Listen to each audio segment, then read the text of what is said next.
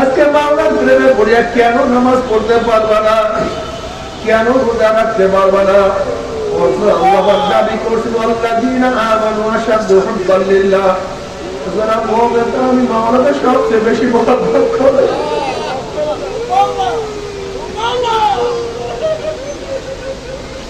মাওলার প্রেমের মধ্যে, মাওলার ভালোবাসার মধ্যে কি যে মজা, এই বয়ান তো কেউ কাউকে করতে পারবে না।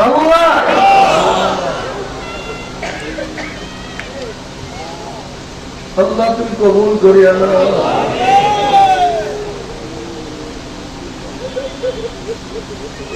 जन्नतों दो से यारा क्या करो, जन्नतों दो से यारा क्या करो, अरज़ू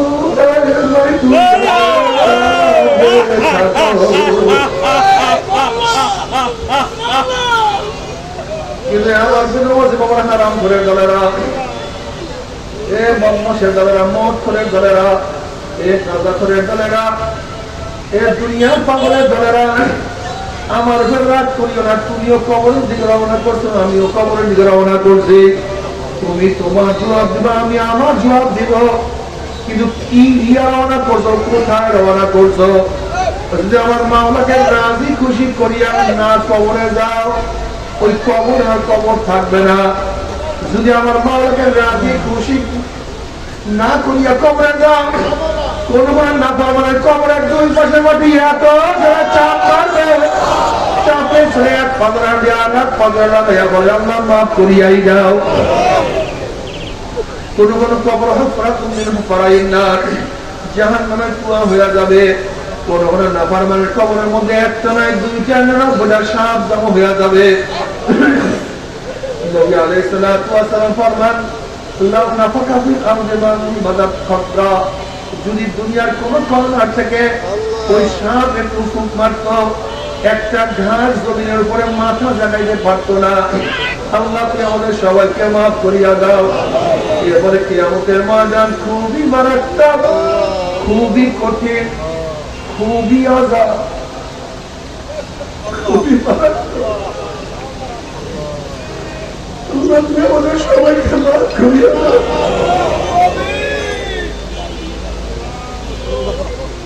নবী আলাইহিস সালাতু ওয়াস সালাম বললেন মা শিফতা ইয়া রাসূলুল্লাহ, ইয়া নবী আল্লাহ, ইয়া রাসূলুল্লাহ, ইয়া অল্প বয়সে আপনি কেন বুড়ো হয়ে গেলেন? এই অল্প বয়সে আপনার দাড়ি চুল কেন পাকিয়া গেল?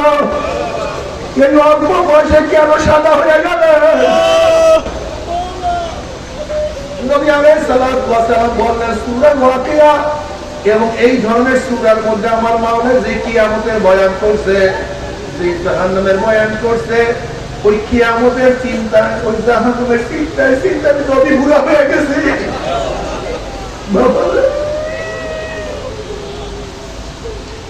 এই নবীর ব্যাপার আছে গুফরাল্লাহুমা তাকাদ্দামা মিন যালিকা ওয়া মা তাআখার।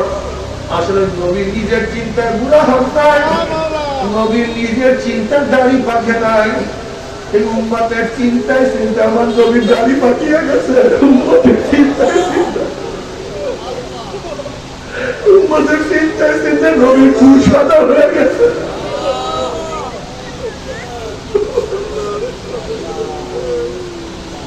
কিয়ামতের মাঠে সমস্ত নবীরা বলেন নাফসি নাফসি, আর আমার নবী বলেন রব্বি হাবলি উম্মতি, রব্বি হাবলি উম্মতি। মাওলা আমার উম্মতের উপায় কি? আমার উম্মতের উপায় কি?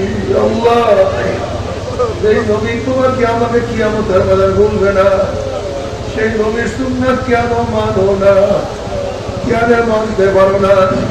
নবী আলাইহিস সালাতু ওয়াস সালাম মান আহাব্বা সুন্নতি ফাকাদ আহাব্বানি ওয়া মান আহাব্বানি কানা মাই ফিল জান্নাহ। যারা নবীর সুন্নাত মানবা কিয়ামতের ময়দানে নবীর সাথী হয়ে তার জান্নাতে চলে যাবে। আল্লাহ তুমি কবুল করিয়া নাও।